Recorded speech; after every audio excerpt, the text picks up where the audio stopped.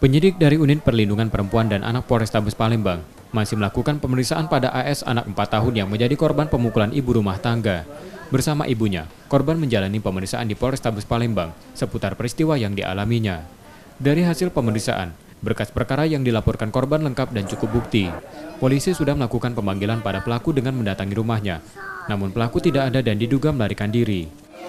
Terkait video viral penganiayaan terhadap anak di bawah umur yang terjadi pada hari Senin, kami sudah melakukan kedatangan ya ke rumah si terlapor beberapa kali, tapi seperti terlapor sudah tidak ada di tempat, dan kami menghimbau pada terlapor untuk kooperatif untuk menyelesaikan permasalahan hukum ini.